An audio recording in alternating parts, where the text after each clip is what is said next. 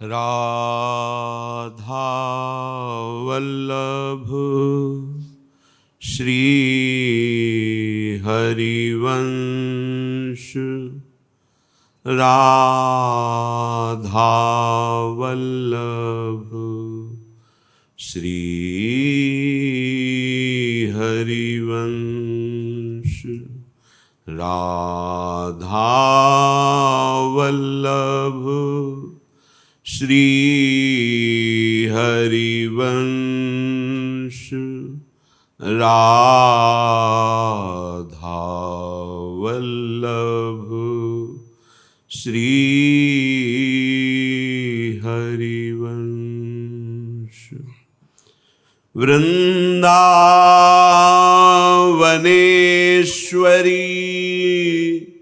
तवैव पदारविन्दं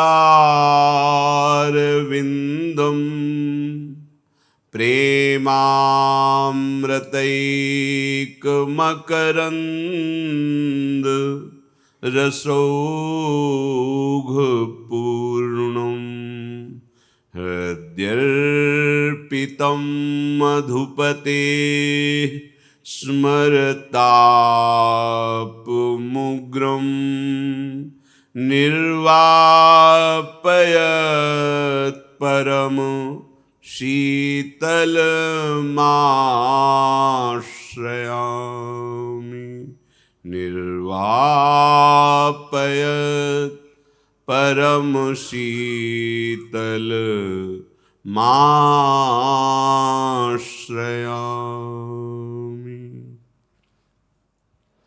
राधा राधा राधा राधा राधा राधा राधा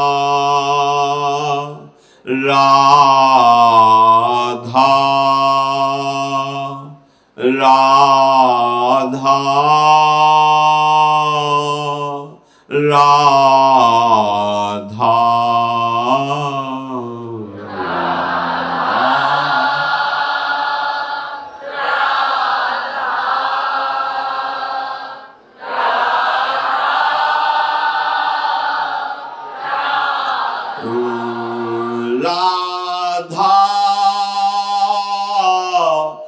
राधा राधा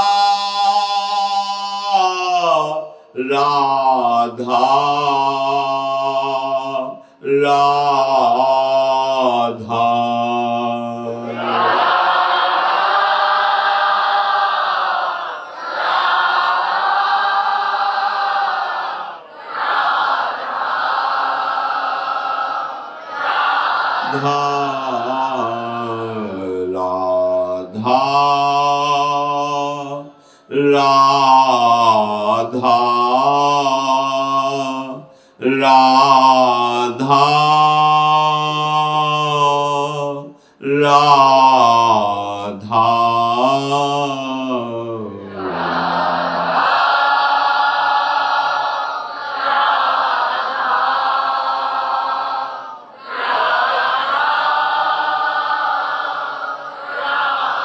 राधा राधा राधा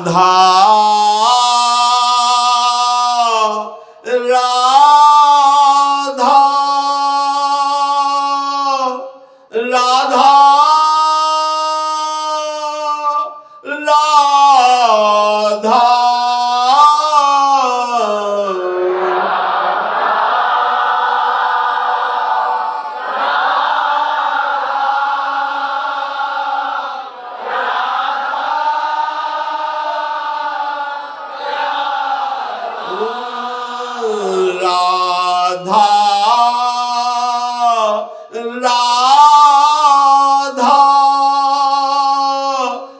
राधा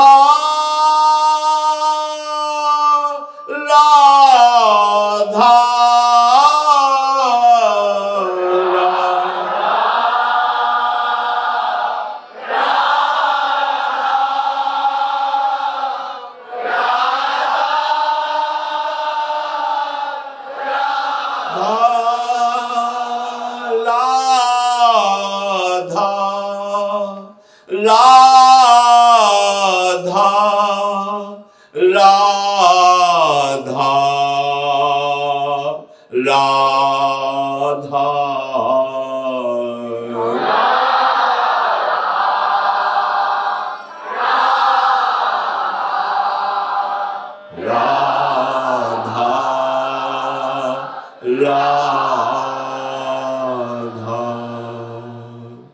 श्री राधा वल्लभ लाल की जय।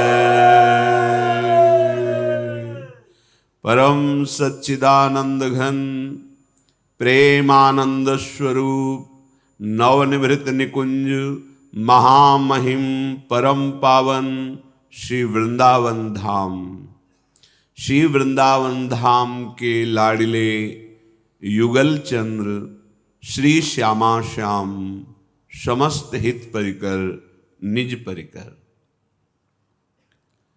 लाडली लाल की कृपा से मानव जीवन का उद्देश्य अपने स्वरूप में स्थित हो जाना या भगवत प्रेम को प्राप्त करना। हमें कृपा से मार्ग मिल गया है। ये अज्ञान की जो ऐसी प्रेरणा हुई कि हम शरीर को अपना स्वरूप मान बैठे, मन इंद्रियों से भोगे जाने वाले विषयों को अपना सुख मान बैठे, देह संबंधों को सत्य मान बैठे, यही मिटाने के लिए सतमार्ग मिला है। श्रीपाद प्रबोधानंद जी महाराज कह रहे हैं, दृष्टिम व्यावृत्य देहाद्यखिल गुणमय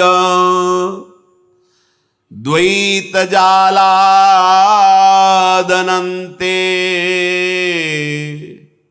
पारे ब्रह्मात्म चिज्योतिषि गमय मनोथैसयानंद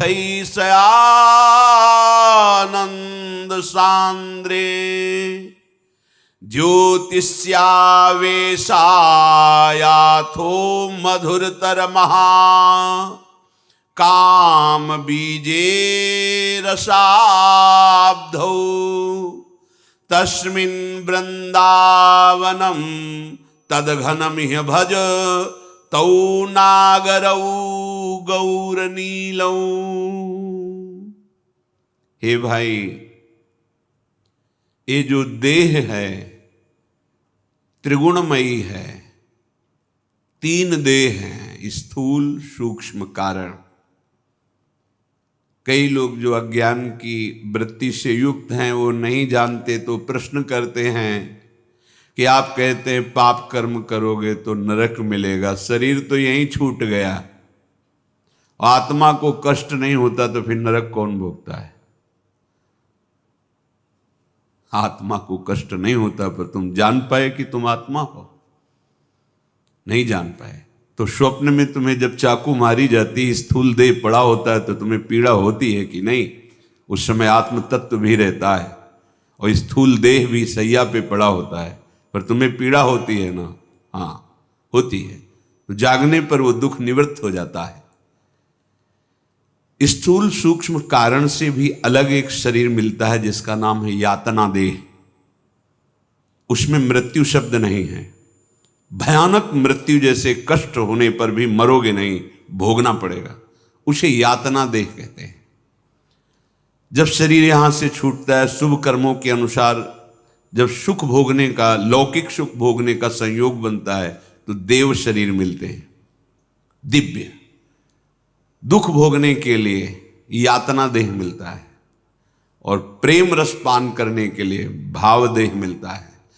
और जिसे स्वरूप बोध हो करके द्वैत का एकदम बाध हो गया है और उससे प्रेम रस भगवत चरणारविंद की सेवा की भावना भी नहीं, तो मोक्ष पदवी को प्राप्त हो जाता है। जो तदात्म भाव से अहम ब्रह्मास्मि की सिद्धि कर लेता है, उस सर्वदेहों से रहित होकर के जैसे तरंग समुद्र में लीन हो गई, वो ब्रह्ममय हो जाता है। जब तक भजन नहीं करोगे तो ये उल्टा सीधे प्रश्न आते रहेंगे। श्रीपाद कह रहे हैं, दृष्टिम व्यावृत्य देहाद्यखिल गुणमय द्वैत जालादनंते। ये जो हमारी दृष्टि देह भाव को प्राप्त हो गई, इसे पलटना पड़ेगा। नहीं, इसमें अनंत वासनाएं हैं देह भाव में, कोई एक दो थोड़ी है। दुर्वासना मम सदा परिकर्षयन्ति। अज्ञान की धरा में बंधा हुआ जीव अपने को ज्ञानी समझ रहा है, अपने को बुद्धिमान समझ रहा है, तर्क वितर्क कर रहा है, शास्त्रों के वचनों की अवहेलना कर रहा है, संतों के वचनों का उपहास कर रहा है। ये अज्ञान की धरा में अनंत वासनाओं से अज्ञान की वृत्ति में बंधा हुआ जन्म मरण को प्राप्त, नाना प्रकार की योनियां जो दुखमयी हैं उनको प्राप्त, नरक की गतियों को प्राप्त, बार बार ये चल रहा है। अब अवसर मिला है निकलने का, होश में हो जाओ। ज्यादा क्यों म्यों करने का समय नहीं आपके पास। भगवद आश्रित होकर के भगवान नाम जप करो, सब काम बन जाएगा। दृष्टि व्यावृत्य, पलटो, व्यावृत्य पलटो अपनी दृष्टि को। जो तुम देह भाव में युक्त होकर के इंद्रियों के विषयों में सुख भोगने की लालसा से विचर रहे हो, इससे पलटो अपनी बुद्धि को। अगर उलट गए तो ब्रह्म समान हो जाओगे। अंतर्मुख हो, बहिर्मुख हो गए इसीलिए दुर्गति हो रही। अंतर में आओ। दृष्टि व्यावृत्य देहाद्यखिल गुणमय, देह आदि से लेकर जितना ये प्रपंच है सब मायाकृत है, जादू का तमाशा है। द्वैत जालादनंते, ये जो द्वैत का माया के द्वारा जाल फैला दिया गया ये अनंत है। ये जड़, ये चैतन्य, ये अच्छा, ये बुरा, ये महान, ये लघु, ये मायाकृत अज्ञानकृत है। वस्तुतः कुछ नहीं। मत्तः परतरम नान्यत किंचिद अस्ति धनंजय, मेरे सिवा किंचन मात्र कुछ नहीं। स्पष्ट प्रभु कह रहे हैं, फिर भी हम बात स्वीकार नहीं कर रहे। हमें दिखाई नहीं दे रहा तो मान तो ले बड़े जनों की बात। सब गुरुओं के परम गुरु भगवान सच्चिदानंद श्री कृष्णचंद्र जी हैं। वो कह रहे हैं, मत्तः परतरम नान्यत किंचिद अस्ति धनंजय, किंचन मात्र कुछ मेरे सिवा है नहीं। ब्रह्मा जी को उपदेश करते हैं, मैं ही था, मैं ही रहूंगा, बीच में जो कुछ तुम्हें दिखाई दे रहा है वो सब मैं ही हूं। मान लो, मानने से बात बन जाएगी। ये द्वैत जाल इतना अनंत फैला हुआ है, अज्ञान के कारण आपको ये मानने ही नहीं देगा कि भगवान है सब रूपों में। ऐसे भगवान होते हैं, ऐसा होता है। बुद्धि मलिन है इसलिए देख नहीं पा रहे। जीवन मुक्त तभी हुआ जाता है जब इस द्वैत का बाध हो जाता है। ये मैं, मेरा, तैं, तेरा, ये अज्ञान की धरा से प्रकाशित हो रहा है। ऐसा लग रहा है ये सब है, नहीं है। मान लो, मान लो तो जान जाओगे, जान जाओगे तो जानत तुम ही हो जाएगी। तुम भी वही हो जाओगे जिसको जाना है, क्योंकि वही हो, दूसरे नहीं हो। ये जो भक्ति का द्वैत है अज्ञान जनित द्वैत नहीं है। ये ज्ञान अद्वैत स्थिति के बाद प्रेम में माना हुआ द्वैत है। ये कोई अविद्या जनित द्वैत नहीं है भक्ति का। ये शुद्ध बोध संपन्न महापुरुषों के द्वारा भाव जनित द्वैत है, प्रेम जनित है। और प्रेम में द्वैत भाव होते हुए भी एक ही स्थिति रहती है। प्रेम गलियति साकरिता में दोनों समाये। शास्त्रों सखियां, उनके नाम, उनकी सेवाओं का वर्णन है, पर सबका मन एक है, सबका तन चिदानंदमय है, सबकी रुचि प्रिया प्रीतम को सुख पहुंचाना है। एक तिलक लगा रहे तो सबको वही सुख का अनुभव हो रहा है। जैसे अपने हाथ से पत्रावली प्रियाजू की कर रहे तो कैसा सुख हो रहा है, ऐसे सबको हो रहा है समान। ये अनुभव ही नहीं हो रहा कि वो लगा रहे हम खड़े देख रहे, ऐसा नहीं हो रहा। अगर एक चरण चाप रही तो जितनी सखियां सबको उसी सुख का अनुभव हो रहा है, क्योंकि मन सब में एक ही है। ये आश्चर्यमयी बात है, ये प्रकृति की बुद्धि से नहीं समझा जा सकता। अनंतों सहचर्या हैं, या भगवत धाम में अनंतों पार्षद है। पता नहीं कब सेवा का अवसर आवे, कितने समय बाद आवे, ऐसा नहीं है। एक पान की बीड़ी पवा रही तो सब सहचर्या एक मन है, सब पवा रही हैं, ऐसा अनुभव हो रहा, सबको परमानंद की अनुभूति हो रही। एक को प्रियाजू प्रसादी दे रही, सबके मुख में प्रसादी का अनुभव हो रहा है, सबको वही प्रेमानंद की स्फूर्ति हो रही है। ये जो प्रेम का द्वैत है, ये इस अद्वैत स्थिति के बाद समझ में आएगा, वासुदेवा सर्वम का जब अनुभव हो जाएगा। अभी तो बहुत नीची धरा की बुद्धि है, कैसे उस चरम अवस्था का चिंतन कर पावे जो अतर्क है, जो अचिंत्य, जो अनिर्वचनीय, कैसे समझ में आवे।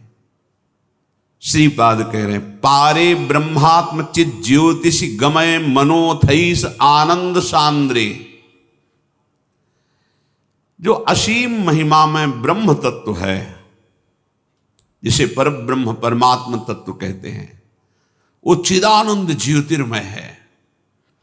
उसके पार आनंद घन, महामहिम, मधुरतम, महाकामात्मक अर्थात महाप्रेममय जो रस समुद्र है वो वृंदावन। इस वृंदावन में घनीभूत प्रेम में आविष्ट होकर के गौर नील, नागर नागरी, श्री श्यामा श्याम रसमयी क्रीड़ा कर रहे हैं। अब तुम अपनी देहात्म बुद्धि को पलटो और इन गौर श्याम के चरणारविंद का आश्रय लेकर दिव्य भाव देह को प्राप्त करके उनकी समीपता का अनुभव करो। छिन छिन बिहरत संग, छिन छिन निरखत प्रेम भय। ऐसा अद्भुत सुख त्रपित मानत नयन कुंजरंध्र अवलोकितन, यह सुख कहत बनैन, यह जो कृपा हरिवंश की। यह सुख कहत बनैना, कुंजरंध्रों से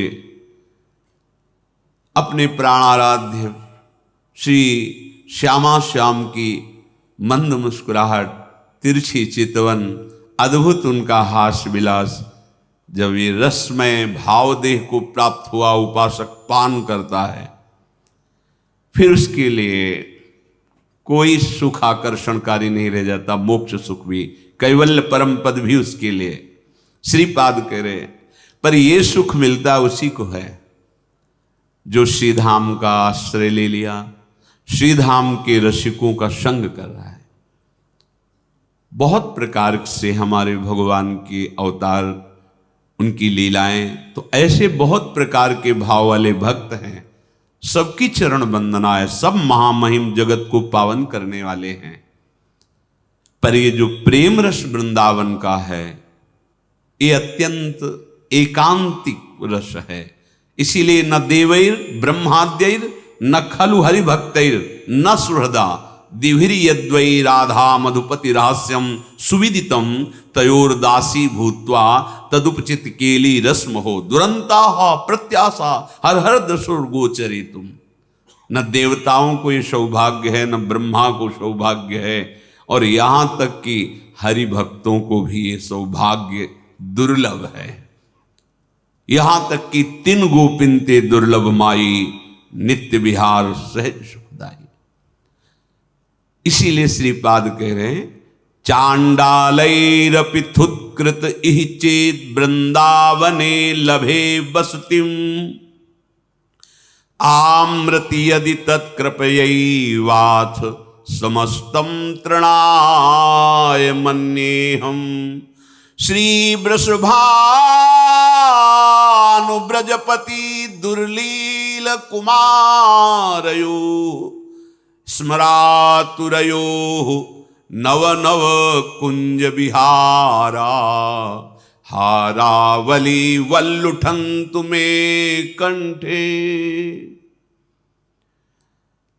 यदि हमें श्री वृंदावन धाम स्वीकार कर ले, आने को मिले, आश्रय हृदय में प्रकट हो जाए वृंदावन धाम का, या मृत्यु पर्यंत वास करने का हमारे हृदय में दृढ़ भाव बन जाए वृंदावन धाम की कृपा से, तो फिर चाहे मुझे कितना कोई नीच कहे, अपमान करे, तिरस्कार करे, चांडालैरपि थुत्कृत, थूक दे मेरे ऊपर, नीच जन अपमान करें, तो मैं बहुत आनंद पूर्वक वास करूंगा।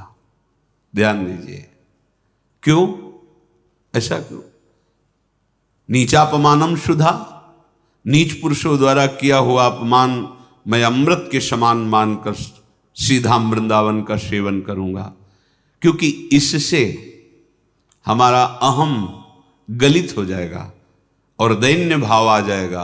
और जहां दैन्य भाव आया तो श्री वृषभानु ब्रजपति दुर्लील कुमारयो स्मरातुरयो, जो प्रेम में आतुर होकर प्रेम शिथिल हुए युगल सरकार, महाकरुणामय जुगल जोरी प्रिया प्रीतम की, वो हम पे रीझ जाएंगे। यही दरबार दीन को आदर, ये सम्मान, ये प्रशंसा, ये लोकप्रियता यदि हृदय में स्वीकार कर ली जाए तो बना बनाया भाव बिगड़ जाता है। ये ऐसी खाई है जिसमें गिरने पर निकलना मुश्किल होता है। कंचन तजना सहज है, सहज तिया का नेह, मान बड़ाई ईर्ष्या दुर्लभ तजना ए, महापुरुषों ने कहा है। एक कंचन एक कामिनी, ये लांबी तलवार, आए थे हरिभजन को बीचे ही दिन ही मारे। अगर इससे निकल गए तो कह रहे कंचन तजना सहज है, सहज तिया का ने, मान बड़ाई ईर्ष्या दुर्लभ तजनाए। चांडालैरपि थुत कृत्य, नीच प्रकृति वाले जन यदि हमारे ऊपर थूक दें, हमारी निंदा करें, हमारा अपमान करें, तो मैं उसे अमृत समझ करके, अमृत ही है क्योंकि अभिमान गलित होगा। बिना अभिमान गलित हुए वृंदावन का रहस्य नहीं जान सकते। वृंदावन इह विधि बसे तजिके सब अभिमान, तृणते नीचो आपको जाने सोई जान। वही जान पाएगा जो अपने को तृण से भी नीच समझकर वृंदावन में वास करता है, सेवन करता है, आश्रय लेता है। फल क्या मिलेगा? बोले ये युगल सरकार कंठहार बन जाते हैं। फिर वो दर्शन देते हैं, वो ऐसा, ये सब बाहरी बात, एक क्षण के लिए बिलग नहीं होते। अब जब तक उस स्थिति को नहीं पहुंचोगे तो तुम्हें विश्वास नहीं होगा। जैसे तुम एक क्षण भी राग द्वेष से रहित चिंतन नहीं कर सकते यदि साधन में उन्नतशील नहीं हुए, गुरु कृपा पात्र नहीं हो, तो अपने हृदय को झांक के देखो, दो का ही चिंतन मिलेगा, राग और द्वेष का। कोई वस्तु व्यक्ति जिससे तुम्हारा राग है, कोई वस्तु व्यक्ति स्थान जिससे तुम्हारा द्वेष है, देख लेना, वही चलेगा। अंदर झांक के देखना, और जब राग द्वेष से मुक्त होकर के त्रिगुणातीत भाव में आपका प्रवेश होगा तो स्वाभाविक ऐसी प्रियता में भजन होगा कि प्रिया प्रीतम तुम्हें हर कण में, रोम रोम में समाये नजर आएंगे। कभी ऐसा नहीं आएगा कि वो दर्शन देंगे आके, ऐसा नहीं, वो समा जाते हैं। पी मूर्ति नैनन बसे तेहि रस रहे समाए, ये लक्षण सुनि प्रेम के और न कछु सुहाय। पर ये तभी जो नव निकुंज बिहारा हारावली लुठन तुम्हें कंठे, जैसे गले में हार डोलता रहता है, ऐसे प्रिया प्रीतम उसके हृदय में डोलते रहते, विहरण करते रहते हैं। किसके? जिसकी अनन्य निष्ठा हो जाती है। मोहन लाल के रंग राजी, मेरे ख्याल परो जिनको, बात दसो दिस माची। मोहन लाल के रंग राजी, कंत अनंत करो जो को, बात कहो सुन साची। यह जिए जाहु भले से रूपर, हौ प्रकट हुए नाची। मोहन लाल के रंग राची। तुम्हें बहुत से प्रीतम करना आता है, करो। बहुत से प्यार करना आता है, करो, कौन रोके? देखोगे इसका परिणाम। कंत अनंत करो जो को, पर मेरी बात सुन लो, मैं सत्य कहता हूं। इन्हीं के रंग में मेरा मन, मेरी बुद्धि, मेरा चित्त, मेरा अहम, मेरी इंद्रियां, एक एक वृत्ति केवल इन्हीं के। मोहन लाल के रंग राची। मोहन लाल का रंग क्या है? प्रियाजू। मोहन लाल का रंग प्रियाजू है। मोहन लाल किस रंग में रंगे हैं? प्रियाजू के रंग। प्रिया प्रेम में मतवाले हैं मोहन लाल। ये वृंदावन के रसिक जन जानते हैं। लालन तेरे ही आधीन, तेरे ही रस बस, श्याम सुंदर वर, जाचत हैं ज्यों दीन। लालन तेरे ही आधीन। सुनिरी सखी हो साच कहत हो तू जल है ये मीन, मोहनलाल के रंग राजे। कंत अनंत करो जो को बात कहो सुन साची, यह जिए जाओ भले से ऊपर। अभी प्राण निकाल ले, अभी गर्दन काट दी जाए, पर दूसरों न कोई, एक अपने प्रीतम के सिवा दूसरा अन्य आश्रय बल भरोसा नहीं। फिर क्या इसका परिणाम क्या हुआ? तो बोले जागृत शयन रहित उर ऊपर मणि कंचन ज्यों पाची। जैसे मणियों की कंचन माला हृदय में, इंद्रनील मणि श्याम मनोहर सात कुंभ तनु गोरी। मान लो कंचन माला श्री लाडली जू और मणिमाला श्री लालजू, ये प्रिया प्रीतम हृदय में ऐसे खेलते रहते हैं जैसे माला। जागृत शयन रहत उर ऊपर मणि कंचन ज्यों पाची। जैसे हित हरिवंश डरो काके डर, हो नाहिन मति काची, मोहनलाल के रंग राची। श्रीपाद कह रहे नव नव कुंज बिहारा हारा वली वल्लुठंत में कंठे। नवीन नवीन कुंज निकुंजों में विहार करने वाले मेरे प्रिया प्रीतम मेरे कंठहार बने हुए हैं, मेरे हृदय में सदैव स्फुरित रहते हैं, सदैव हृदय रूपी निकुंज में विहार करते रहते हैं। जीवन का परम लाभ देह भाव विस्मृत होकर श्री श्यामा श्याम के अनुराग रंग में रंग जाना, इसकी पूर्ति रसिक महापुरुषों के संग से है। भगवत कृपा का साक्षात स्वरूप जब हमें रसिकों का संग मिल जाए और उनके वचनों पर विश्वास हो जाए तो जान ले अब हमारा अंतिम जन्म है। जो आसक्ति संसार में दुर्गति का कारण बनती है, वही आसक्ति यदि रसिक महापुरुषों से हो जाए, रसिकन सो प्रीतम कहें, प्रीतम माने सबसे श्रेष्ठ प्यारा, रसिकन सो प्रीतम का सेवक जी कहते हैं। रसिक कौन? जिसके हृदय में लाडली लाल के सिवा और कोई आस भरोस बल नहीं है। रसिक तब पहचानिए जाके यह रस रीति, छिन छिन हे में उपजय लाल लाडली प्रीति। लाडली लाल के प्रेम में डूबा हुआ जो महापुरुष है, करो हरिवंश उपासक संग, जो प्रीति तरंग सुरंग बहो।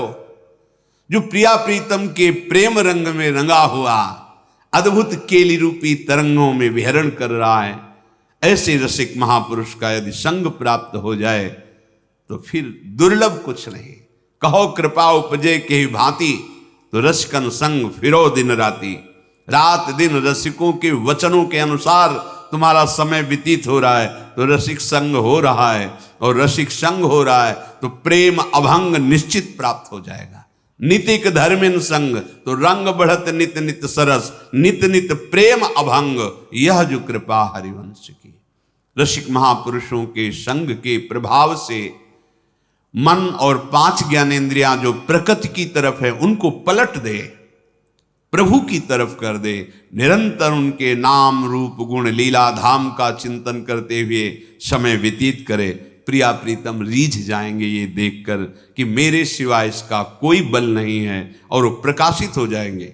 हमारा मन बुद्धि प्रिया प्रीतम तक नहीं पहुंच सकते, पर प्रिया प्रीतम के लिए रोक नहीं है मन बुद्धि में आने के लिए। ये उन्हीं के स्थान हैं, वो स्वयं इनमें प्रकाशित हो जाते हैं। इनकी वहां तक पहुंच नहीं है, वो यहां आकर प्रकाशित हो जाते हैं। मन बुद्धि चित्त हम ये सब भगवत स्वरूप हो जाता है। चलते हैं महाभागवत पांडवों के पावन चरित्र का कथन श्रवण करके प्रभु के श्री चरणारविंद की अनन्य भक्ति को सुदृढ़ करते हैं। क्योंकि भक्ति में कचाई होती है, दुख विपत्ति अपमान निंदा, इनके प्राप्त होने पर हमारी आस्तिकता जब डगमगाने लगती है तो भक्ति की कचाई है। कैसी भी परिस्थिति हो, दृढ़ विश्वास हो मेरे प्रभु का विधान मंगलमय है, मेरे प्रभु विविध रूपों से मुझे देख रहे हैं, मुझे संभाल रहे हैं। चाहे जैसी परिस्थिति हो, अब कदम पीछे नहीं, आगे ही बढ़ना है। ये भक्तों के पावन चरित्रों से हमें बल प्राप्त होता है। कामाशक्त कीचक जब द्रौपदी के पातिव्रत धर्म पर कुदृष्टि डाली। पीछे कल आपने चर्चा सुनी, भीमसेन से प्रार्थना करके ऐसी दुर्गति की भीम ने, उसके हाथ पैर सब जैसे कछुआ के अंदर सब ऐसे बलशाली थे, हड्डियों को चूर चूर करके ऐसे मांस का पिंड बना दिया। साक्षात देवी हैं द्रौपदी जी, किसी मां से प्रकट नहीं हुई, आहुति से यज्ञशाला में प्रकट हुई है। युवतियों में श्रेष्ठ द्रौपदी कीचक को इस तरह से देख करके हृदय शीतल हुआ। सभा भवन से द्रौपदी द्वार से निकली और भीम दीवार फान करके रसोई में पहुंच गए। द्वार में सैनिक खड़े थे। उन्होंने पूछा, अंदर से आवाज आ रही थी पर आप गई थी इसलिए हम अंदर आए नहीं, क्या हुआ? तो उनका आओ देखो क्या हुआ। जो दूसरों की स्त्री के प्रति कामोन्मत्त होकर ऐसी दृष्टि, ऐसे वचन और ऐसे चेष्टा करता है, उसकी निश्चित दुर्गति होती है। अपनी आंखों से देख लो। मैं चिल्ला चिल्ला के कहती थी कि मेरे 5 पति गंधर्व हैं, वो मार देंगे, तो देख लो क्या हुआ है नृत्यशाला में तुम्हारे कीचक सेनापति का। रक्षक दौड़ करके आए, हाथ में मशाल है। भीतर देखा तो कीचक ऐसी गति से मारा गया था कि कोई मनुष्य मार ही नहीं सकता। हाथ पैर सब एक घुसे हुए अंगों में, शरीर में, सब आश्चर्य में पड़ गए और ये कहने लगे कि ये कर्म तो किसी भी बलवान मनुष्य का हो ही नहीं सकता, निश्चित ये किसी गंधर्व के द्वारा किया गया है, पक्का। ये जो बोलती है सैरेंद्री कि मेरे 5 पति गंधर्व हैं, तो ये सत्य बोलती है।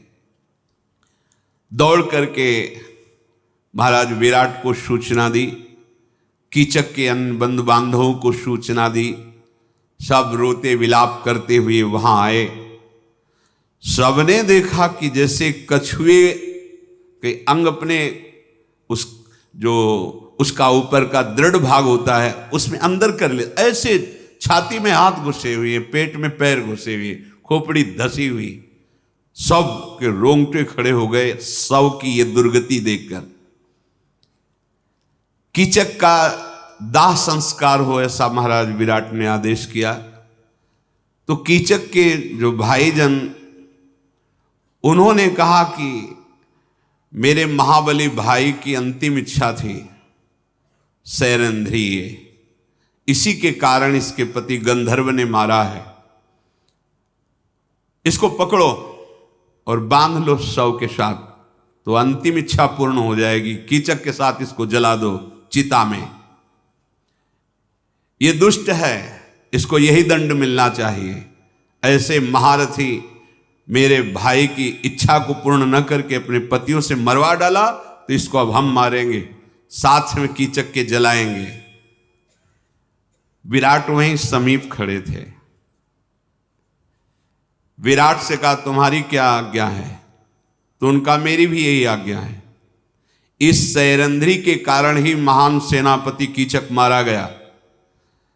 आज हम कीचक की लाश के साथ इसको जला देंगे तो कीचक की आत्मा को तृप्ति होगी। पास में युधिष्ठिर जी महाराज कंक के रूप में, जो अपना नाम कंक बताए हुए रह रहे थे, वो खड़े थे। उनका महाराज विचार करके बोलिएगा, जिसका पति गंधर्व इतना बलवान है कि ऐसी दशा कीचक की कर दी, तो औरों की भी दशा हो सकती है। पर किसी ने कोई बात नहीं सुनी। जो कीचक के भाई थे तत्काल कमल लोचना द्रौपदी को बलपूर्वक पकड़ लिया और उस देवी को, जो शव का विमान था, उसी शव के साथ बांध दिया रस्सियों से और उठाकर चल पड़े श्मशान की ओर। कीचकों के द्वारा ले जाती हुई द्रौपदी जोर जोर से पुकारने लगी, जहां भी हो मेरे गंधर्व पतियों, मेरी आर्तवाणी सुनो। ये कीचक के अन्य भाई मुझे शव के साथ स्मशान में लिए जा रहे हैं।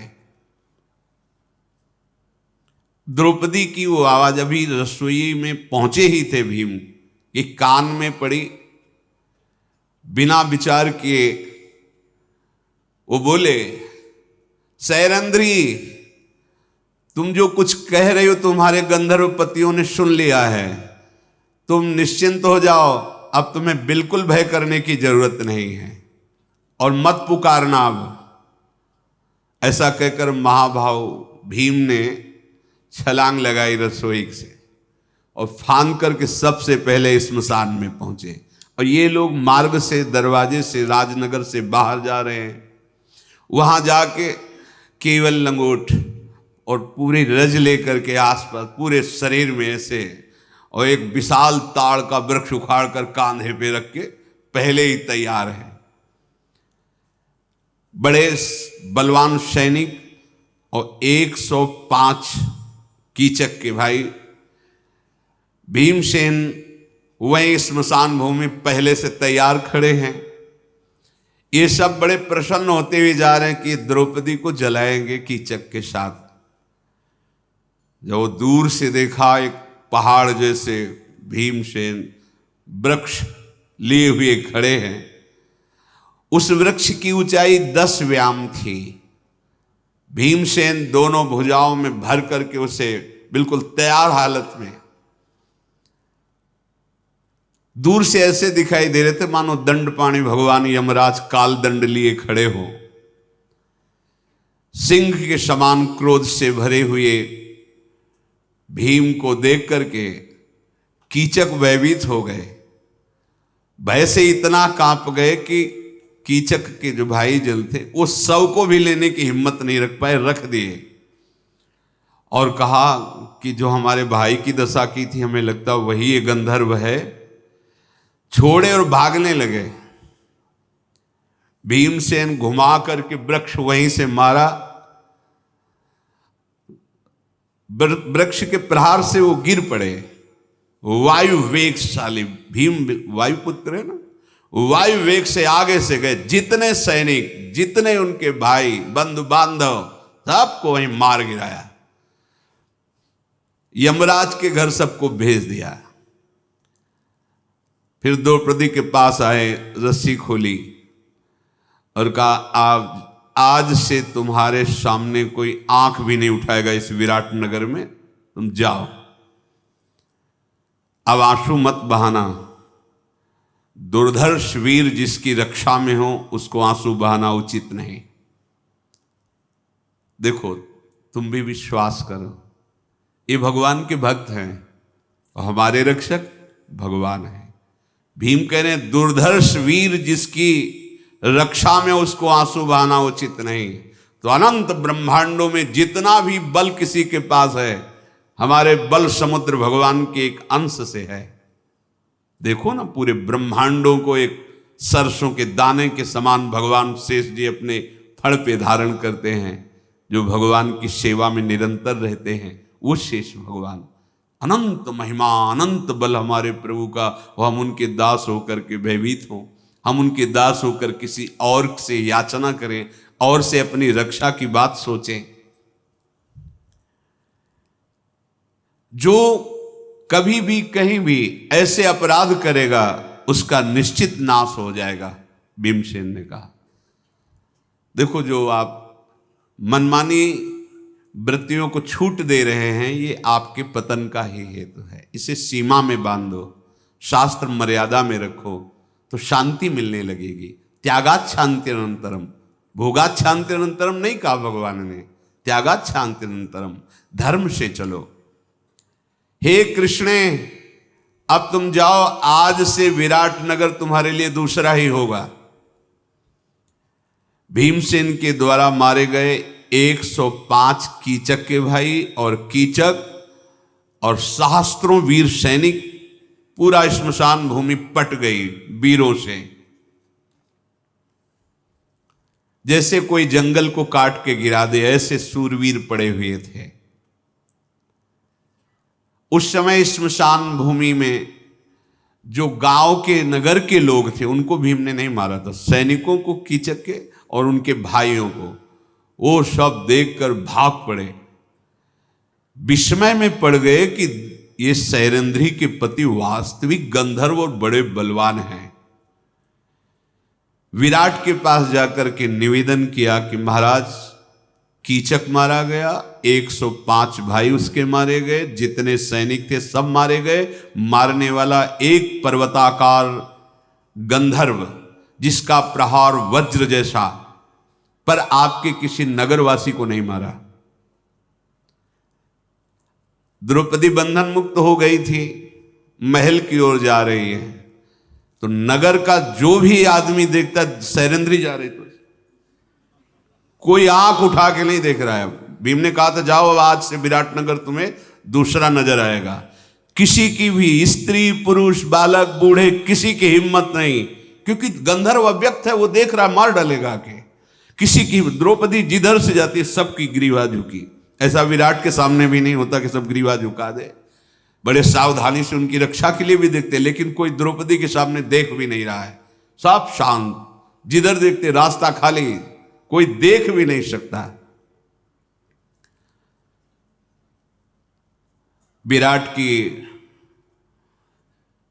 नगर की ऐसी दशा देख करके सैनिकों ने निवेदन किया, महाराज अब तो होश में आ जाओ, इस सैरेंद्री को निकाल दो, नहीं पूरा राज्य नष्ट हो जाएगा, क्योंकि ये इतनी सुंदर है, कोई ना कोई देखेगा वो मारा जाएगा, पूरे परिवार सहित मारा जाएगा।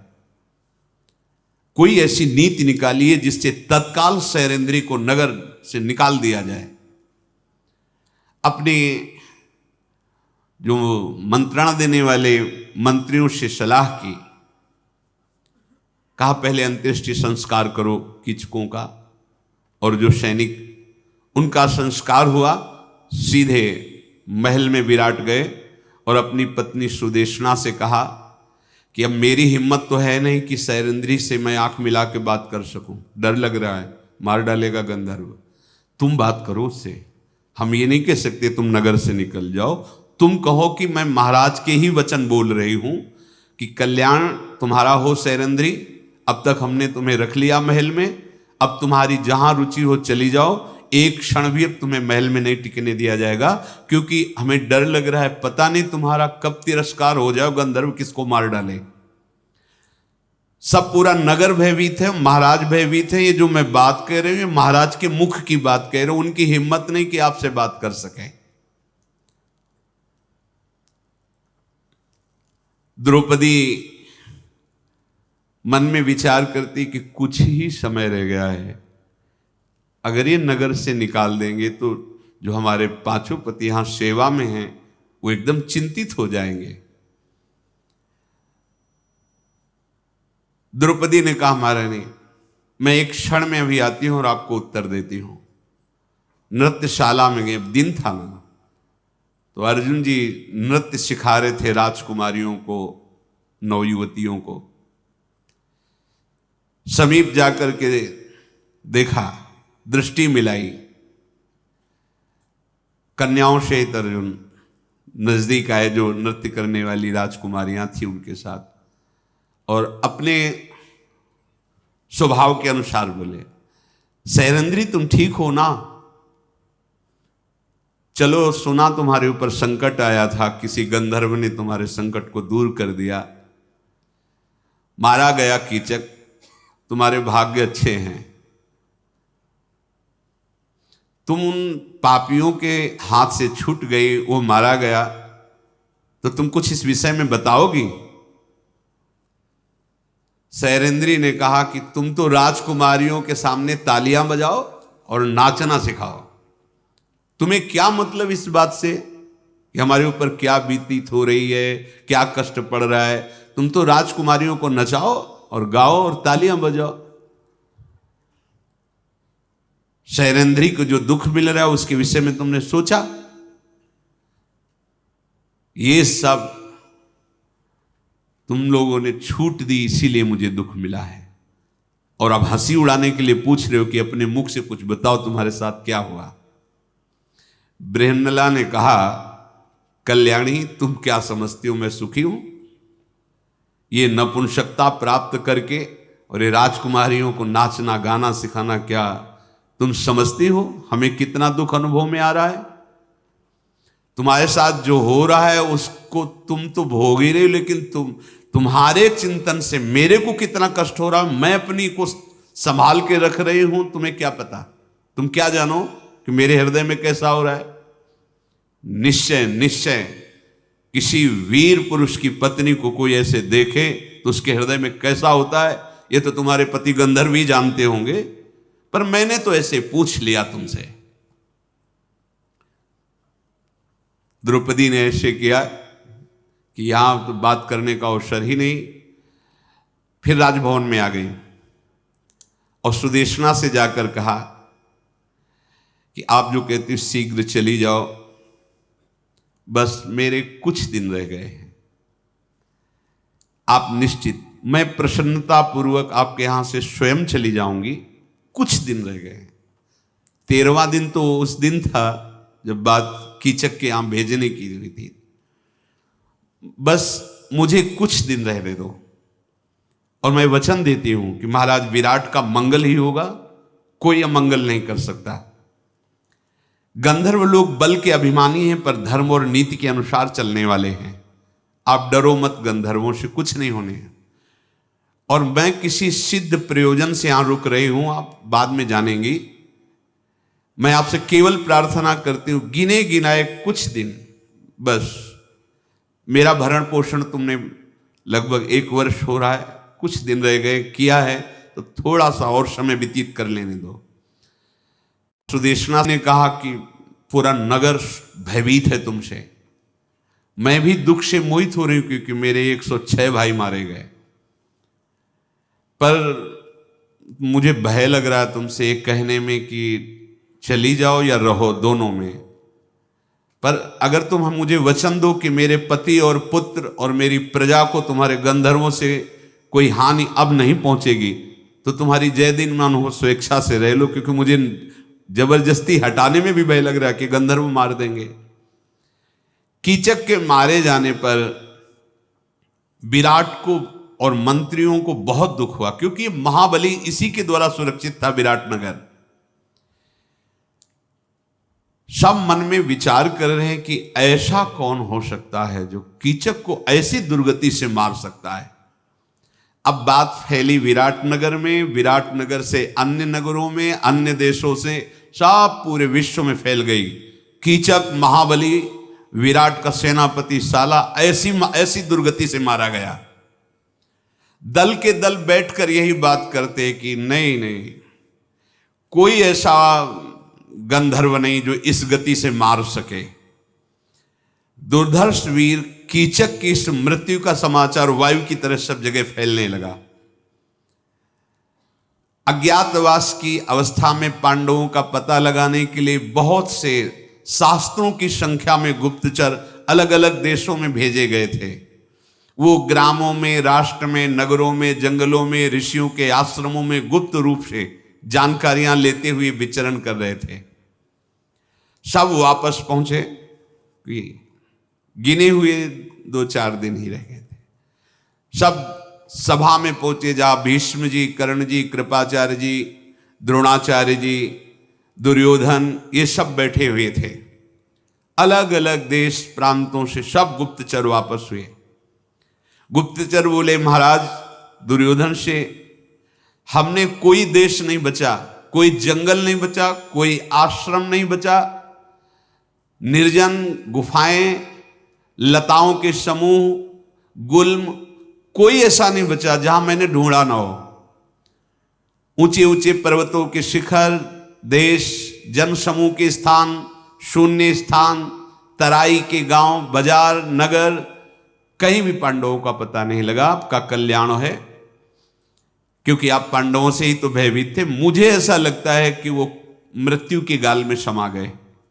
गुप्तचरों ने कहा, हमने रथियों में, हाथियों में, घोड़ों के बीच में सब जगह जा जा करके देखा, कहीं तो छुपे मिलेंगे, कहीं पता नहीं चला।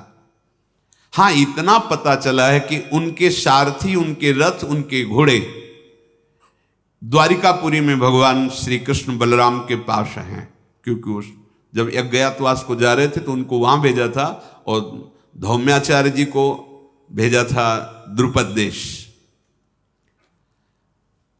शत्रु को संताप देने वाले दुर्योधन पांडवों के इंद्रसेनादि सारथी द्वारिकापुरी में हैं, ऐसा हम लोगों ने खोज कर ली है। पर वहां ना द्रौपदी है ना पांचों पांडव हैं। उन लोगों से बातचीत में हमने सुना कि उन लोगों को भी पता नहीं कि पांडव कहाँ हैं, ऐसा ही आज्ञा की थी युधिष्ठिर जी ने। इसलिए हम सबका निर्णय है कि वो मारे गए, कोई अजगर लील गया हो या दावानल में नष्ट हो गए हो, वो है नहीं, जीवित नहीं है। अब हमारे लिए क्या आज्ञा है? पांडवों को ढूंढने के लिए कोई जगह ऐसी नहीं बची जहां हम लोगों ने ढूंढा ना हो।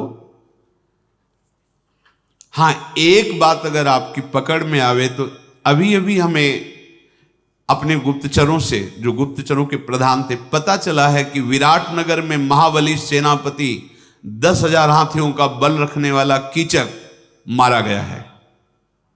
इससे अगर आपका कोई सूत्र बैठे तो आप देख लीजिए। बकाया वहां पूरे विराटनगर को छान लिया है, पांचों पांडव नहीं हैं। श्मशान भूमि में कोई गंधर्व उनके 105 भाइयों को भी मार दिया है, और मारने का कारण कोई सैरंध्री है।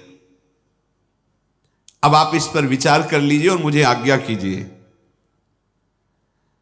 राजा दुर्योधन दूत की बात पर विचार करके सोचते रहे और सभासदों से कहा, कार्यों के अंतिम परिणाम को ठीक ठीक समझ लेना अत्यंत कठिन है, इसलिए आप लोग पहले अपने अपने विचार प्रकट कीजिए। जो आपने अभी सुना कीचकवध, और ये भी सुना कि सर्वत्र ढूंढ लिए गए, नहीं मिले।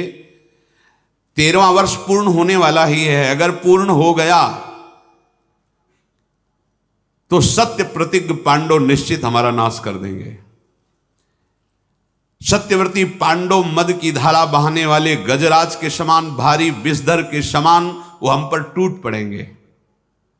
इसलिए अभी समय है, 1 2 दिन 3 दिन जल्दी से ढूंढ लिया जाए तो 12 वर्ष का वनवास और 1 वर्ष का अज्ञातवास, अगर पहचाना नहीं गए तो भारी विपत्ति हम सब पे पड़ने वाली है। कर्ण ने कहा कि अब इन गुप्तचरों को छोड़ो, अब हम गुप्तचर तैयार करते हैं। ये और जन समुदाय में तो जाए, पर ये सन्यासी, महात्मा, सिद्ध, इनके आश्रमों में भी जाए, सबसे विनय पूर्वक पूछे, सेवा भावना करके कि आप ध्यान के द्वारा देखो पांडव कहां हैं। ऐसा पाप भावना में अनुरक्त रहने वाले दुशासन ने कहा कि जैसा कर्ण कह रहे हैं, इन्हीं के विश्वास पात्र गुप्तचरों द्वारा पता लगाया जाए, जल्दी से पांडवों की खोज की जाए। घूम घूम करके गुप्तचर शीघ्रगामी घोड़े के द्वारा जाकर पता लगाए, कहीं ना कहीं तो पांडव होंगे ही। और अगर कहीं ऐसा जैसा समाज में बताया गया कि अजगर लील गया या दावानल में, तो फिर मुझे कोई चिंता की बात नहीं, क्योंकि मेरा राज्य फिर निष्कंटक है। द्रोणाचार्य जी ने कहा, मूर्खता की बात मत करो। जो धर्मशील है, जितेंद्रिय है, कृतज्ञ है, धर्मात्मा है, ऐसे युधिष्ठिर को कोई अजगर ले जाए, दावानल जला दे, ऐसे शब्द भी उच्चारण मत करो। मैं अपने अनुभव की बात कहता हूं, इस समय काल की भी सामर्थ्य नहीं कि पांडवों को नष्ट कर दें। पांडव हैं, सुरक्षित हैं जहां भी हैं। खूब सोच विचार कर लो, विलंब किया तो सब मारे जाओगे। धैर्य पूर्वक विचार करो, उनकी पता लगाओ। शुद्ध चित्त, गुणवान, सत्यवान, नीतिवान, पवित्र, तेज के पुंज, धर्म का साक्षात स्वरूप युधिष्ठिर को कोई मार सके, अभी ऐसा समय नहीं आया है। इसलिए मेरी बात जल्दी सोचो, ब्राह्मणों को, गुप्तचरों को, सिद्धों को जल्दी भेजो और पता लगाओ। अगर समय पूरा हो गया तो फिर एक ही उपाय है, युद्ध, दूसरा उपाय नहीं है। भरतवंशियों में श्रेष्ठ पितामह भीष्म जी ने कहा, वेद शास्त्रों के ज्ञाता, तत्वज्ञानी, धर्मों का रहस्य जानने वाले आचार्य द्रोण जो बोल रहे हैं, परम सत्य बोल रहे हैं। पांडवों का बाल भी बांका नहीं कर सकता, ना अजगर ना दावानल। क्यों? क्योंकि भगवान श्री कृष्ण का वो दासत्व स्वीकार किए। ये महाभागवत भीष्म जी ने कहा कि उनका कोई बाल बांका, धर्म रता नित्यम केशवानुगता सदा, वो सदैव धर्म में रहते हैं और केशव भगवान श्री कृष्ण के अनुगत हैं, शरणागत है, उनको कोई मार सके ऐसा नहीं हो सकता। पांडव अपने धर्म और पराक्रम से सुरक्षित है, जल्दी खोज करो। 13वां वर्ष बीतने ही वाला है। तुम लोगों की जो धारणा बन रही है ना कि वो मारे गए, अजगर लील गया, ऐसा कुछ नहीं, पांडव सुरक्षित है। मैं पहचान बता रहा हूं, उस पहचान के अनुसार खोजो। जिस नगर में धर्मराज युधिष्ठिर विराजमान हैं, वहां सब धर्म का आचरण करने वाले दानशील, उदार, विनयी, लज्जाशील होंगे। जहां महाराज युधिष्ठिर विराजमान करते हैं वहां प्रसन्नता छाई रहेगी, सत्यपरायणता, हृष्ट पुष्ट, कार्यकुशल होंगे। जहां महाराज युधिष्ठिर विराजमान है वहां दूसरों का दोष देखने वाला कोई नहीं रहेगा, ईर्ष्यालु नहीं होगा। वो स्वयं धर्म में तत्पर, इसलिए उनके आसपास सब धर्मात्मा होंगे। जिस जनपद में गौ सेवा अधिक हो रही हो, जहां की गौएं हष्ट पुष्ट हो, निश्चित वहां ढूंढो, युधिष्ठिर विराजमान होंगे। बाहरी लक्षणों से पहचाने जा सकते हैं। जो मैं कह रहा हूं तत्काल, नहीं तो समय व्यतीत हो रहा है। शरद्वान के पुत्र कृपाचार्य जी ने कहा कि वयोवृद्ध भीष्म की जो वार्ता है वो परम सत्य है। मेरा भी अनुभव कि पांडव मारे नहीं जा सकते, वो जीवित है। जिसे सम्राट बनने की इच्छा हो उसे शत्रु की अवहेलना नहीं करनी चाहिए। दुर्योधन, पांडवों को साधारण मत समझो। भेष बदलकर जैसे हो, बहुत कम समय रह गया, तत्काल उनकी जो अवधि समाप्त होने वाली, उनको ढूंढ लिया जाए। अज्ञातवास का समय पूर्ण ही हो गया ऐसा समझो, और पूर्ण हो गया तो कुंती के महाबली अति पराक्रमी महात्मा पांडव सर्वनाश मचा देंगे, कोई रोक नहीं सकता। इस प्रकार सबने अपनी अपनी सलाह रखी। दुर्योधन बहुत बुद्धिमान था, विवेकवान नहीं, बुद्धिमान। जैसे कल बताया था, बुद्धि तो बहुत है, विवेक नहीं है। वो शांत बैठा रहा, सबकी बात सुन करके उसने कहा ध्यान देकर मेरी बात सुनो। पूरे मृत्यु लोक में, पूरे राक्षसों में, दैत्यों में 4 महाबली हैं, पूरी मृत्युलोक में और दैत्यों में, जो इंद्र के समान बल धारण करते हैं। बल में उनकी समानता करने वाला पृथ्वी में कोई नहीं है, न दैत्य लोक में कोई है। बराबर बलशाली 4 हैं।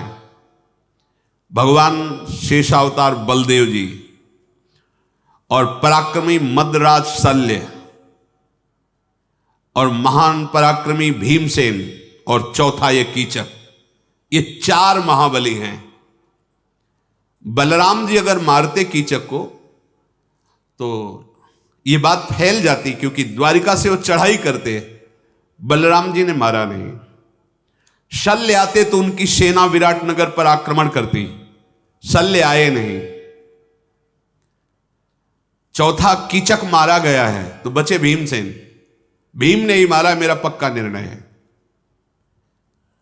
ये सभी बलशाली एक दूसरे को जीतने का बल रखते हैं, इसलिए मेरा पूरा का पूरा विश्वास है कि भीमसेन ने ही मारा है जो विराटनगर में कीचक मारे गए।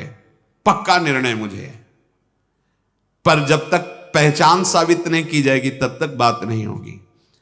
और वो सैरंध्री इतनी सुंदरी बताई गई, वो और कोई नहीं, द्रौपदी है। पक्का विश्वास है मेरा, कोई विचार करने की जरूरत नहीं है।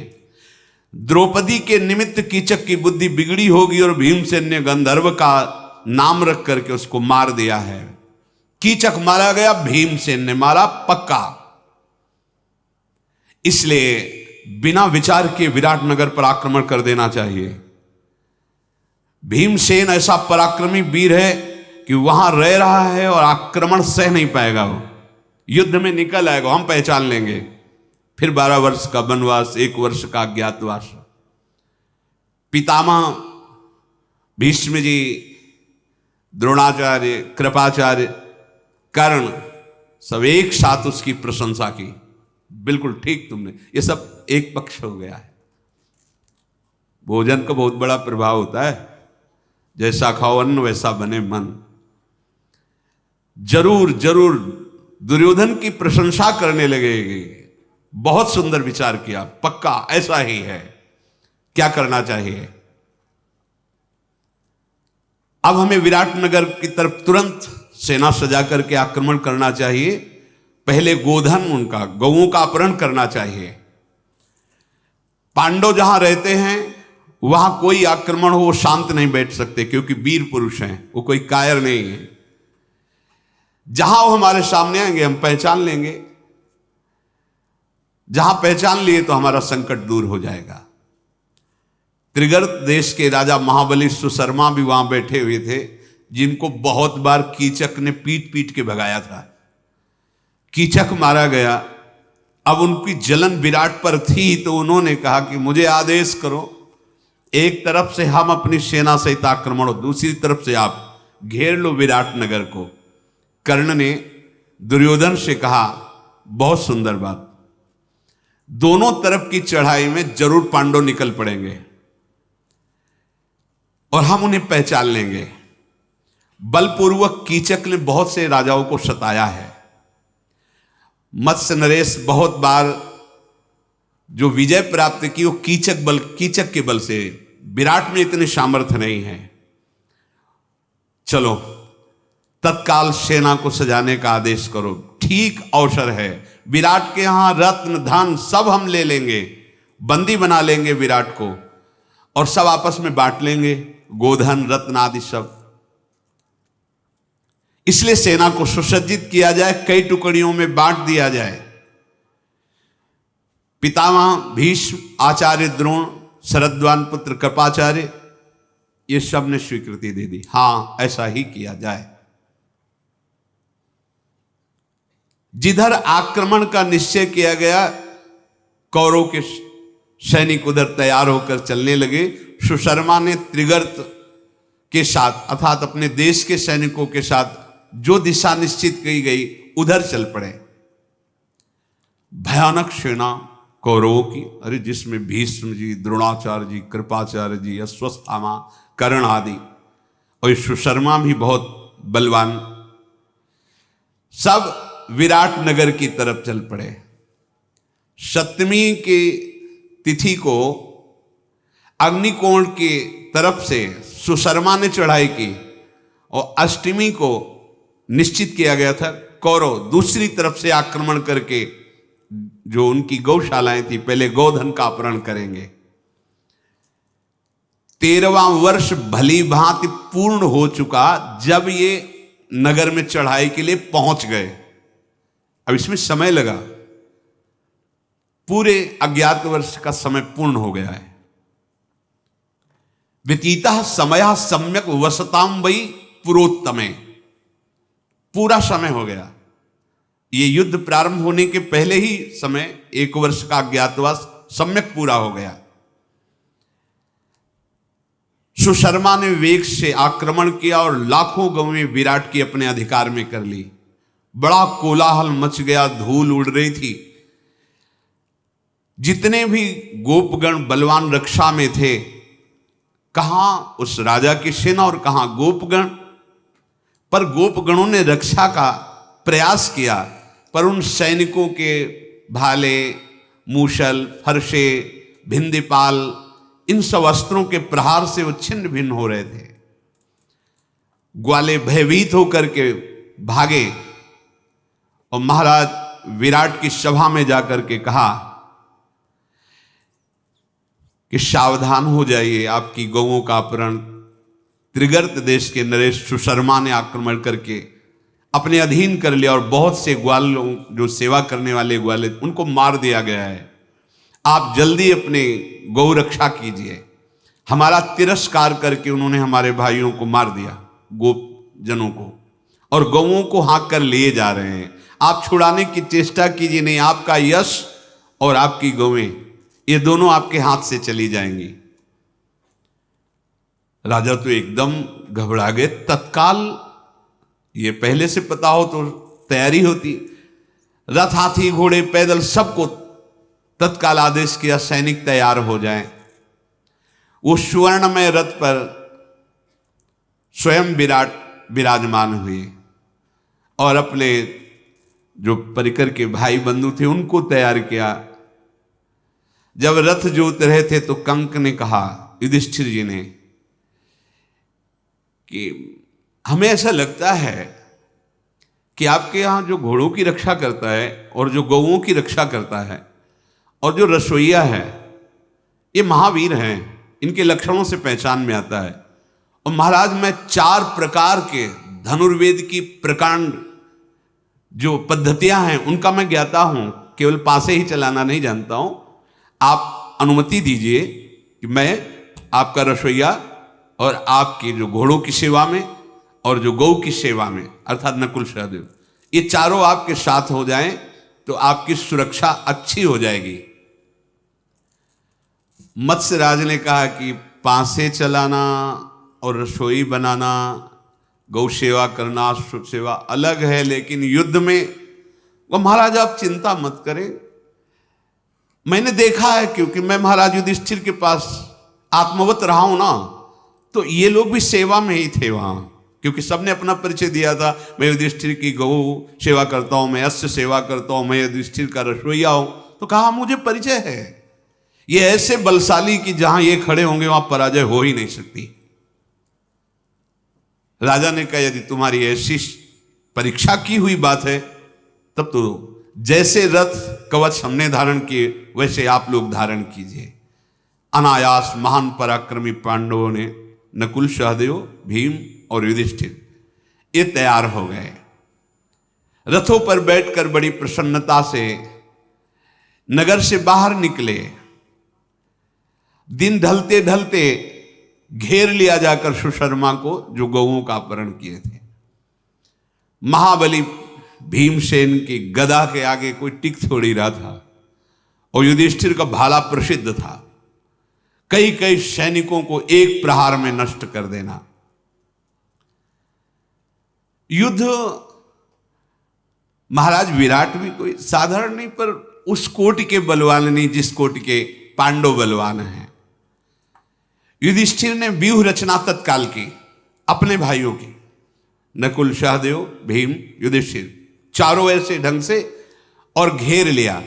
और महाराज विराट रथ के द्वारा अपने सैनिकों के घेरे से रण कौशल दिखाते हुए त्रिगर्त के 500 रथी, 800 घुड़सवार, 5 महारथी मारकर गिरा दिए और सुशर्मा पर धावा किया। विराट ने सुशर्मा पर प्रहार किया। सुशर्मा रणोन्मत्त होकर के विराट को बाणों से बींधने लगा। महाराज युधिष्ठिर ने देखा कि विराट तो घिर रहे हैं।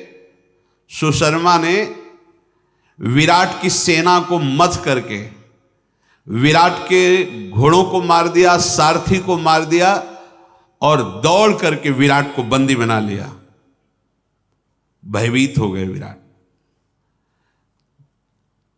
सुशर्मा ने जब विराट को बंदी बनाया, महाराज युधिष्ठिर की तरफ दृष्टि करके विराट कह रहे थे, कंक तुम कह रहे थे कि बहुत बलशाली ये लोग हैं, छुड़ाओ मुझे, मुक्त करो, देखो हमारे यहां सुखपूर्वक रहो, तुम हमारी जान की रक्षा करो, बड़ा सत्कार किया है तुम्हारा, अब उसका बदला चुकाओ। युधिष्ठिर ने कहा शांत रहिए, आप धैर्य धारण कीजिए। महाबली भीमसेन से कहा भीम जल्दी छुड़ाओ सुशर्मा से विराट को, कहीं ऐसा ना हो कि मृत्यु दंड दे दे। भीमसेन जैसे भयंकर तूफान चलता है ऐसा वेग धारण करके दौड़े, सुशर्मा से कहा खड़ा रहे, खड़ा रहे। गदा से रास्ता बनाते हुए शीघ्र पहुंचे, 1,00,000 सैनिकों को एक क्षण में मार दिया। न जाने कितने घोड़सवारों को, रथियों को, हाथी सवारों को भीमसेन विनाश करते हुए सुशर्मा के पास पहुंच गए। बलवान भीमसेन ने सुशर्मा के रथ पर छलांग लगाई, पहुंच गए, बाल पकड़ा, खींच के नीचे गिरा दिया। और विराट को अपने, विराट यद्यपि वृद्धावस्था को प्राप्त हो रहे थे फिर भी बलशाली थे ही, भीमसेन के अंक में विराजमान। और कहा, भीमसेन तुम चिंता मत करो, देखो अभी ये सब भागते हैं पीठ दिखा के। सुशर्मा के बाल पकड़ करके बलपूर्वक घसीट करके महाराज युधिष्ठिर के पास लाए और कहा, आदेश करो इसका अभी सर उतार दें। सुशर्मा तो भयभीत हो गया, चिल्ला चिल्ला के रोने लगा। ये हमारी इच्छा नहीं थी, पर दुर्योधन ने मुझे भेजा है। गला दबा के कहा भीमसेन ने सुशर्मा का कि अब दुर्योधन सहित तू भी यमराज के पास जाएगा, वही तू जाके सलाह करना।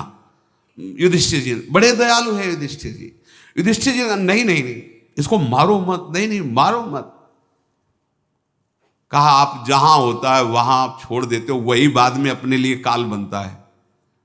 जयद्रथ को छुड़वा दिया था मुंडन करवा के, वही तपस्या करके भगवान शंकर से वरदान मांगा था, एक दिन में पांडवों पर विजय प्राप्त, कहा अर्जुन को छोड़ के। भीम ने कहा छोड़ूंगा, पर हर सभा में जाके तुझे कहना होगा मैं महाराज विराट का दास हूं, तो छोड़ दूंगा। बोल तुझे मृत्यु पसंद है या ये पसंद? अगर जीवित रहना चाहता तो हर सभा में जाकर तुझे बोलना होगा कि मैं विराट का दास हूं। और विराट समीप ही खड़े थे। युधिष्ठिर जी ने कहा, क्यों ऐसा कहते हो?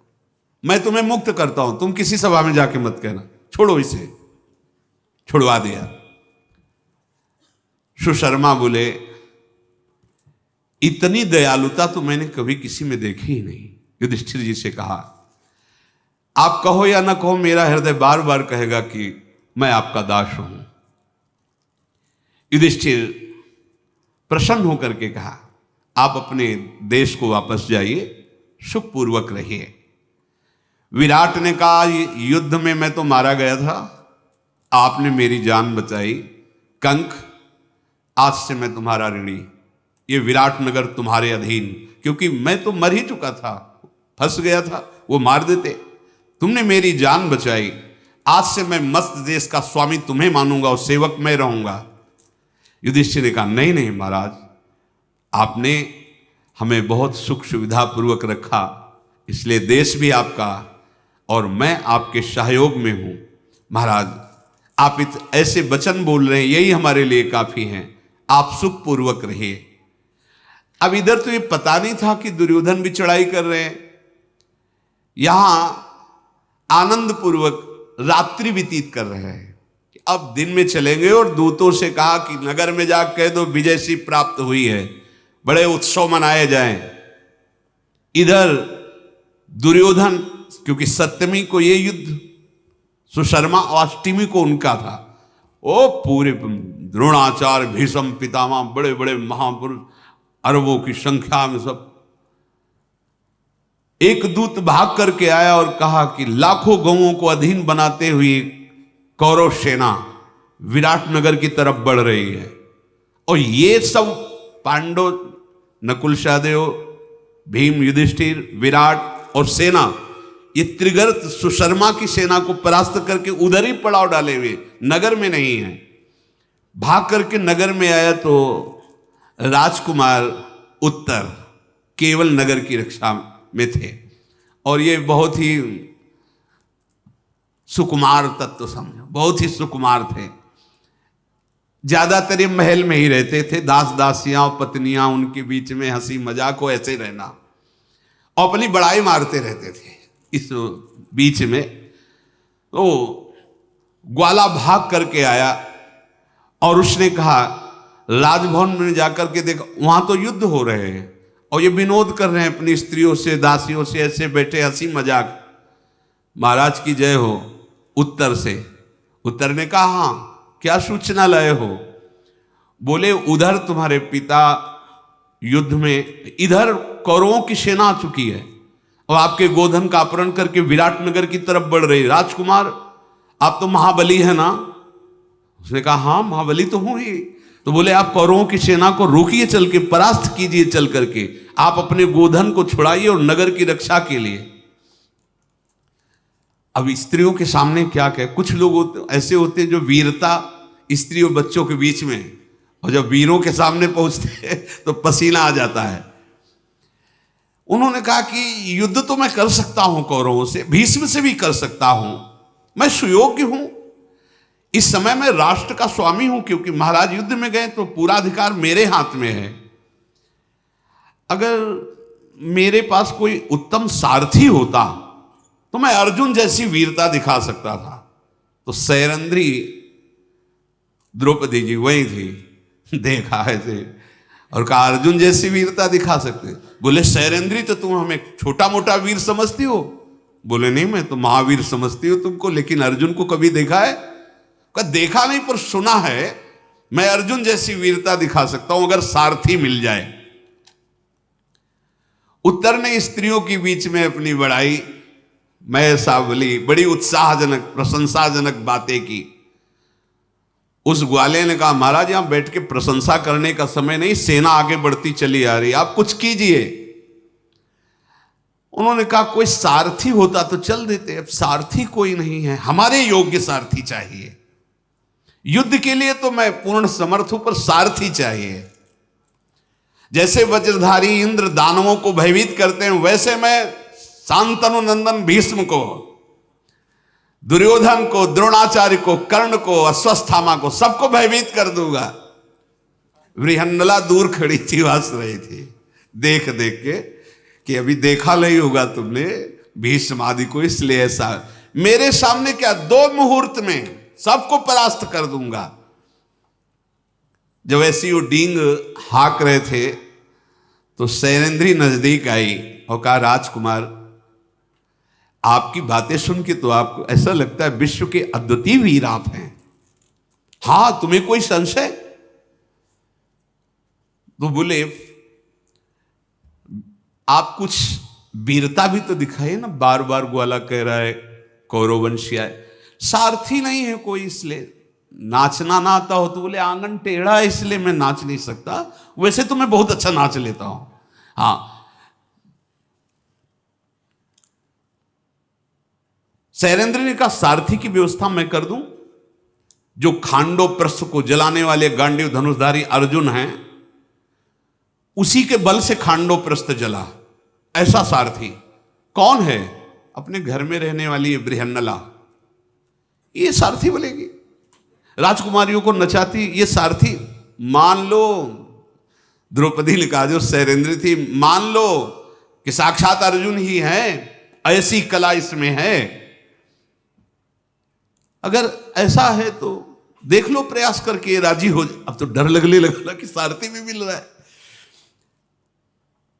जिन दिनों अर्जुन की सहायता भगवान श्री कृष्ण दावानल रूप महान खांडोवन को जलाया तो यही थे प्रधान, यही थे जिसे बृहन्नला समझ रहे हो, यही सारथी थे। उत्तर ने कहा वैसे इसको सारथी बनाना तो मुझे शोभा नहीं देगा कि एक नपुंसक सारथी हो, पर अगर तुम्हें अनुभव है ऐसा तो तुम देख लो, बात करो। द्रौपदी ने कहा हमारी तो बात हो गई है, क्योंकि हम वहां थी जब महाराज युधिष्ठिर के यहाँ ये सारथी थे ना, तो वहां मैं सेवा में रहती, मैंने देखा है इनका बल, आप आदेश करो तैयार करें। उत्तर ने कहा तो फिर भी मेरा बल देख लेना, अगर सारथी मिल गया तो कौरव हार गए निसंदेह।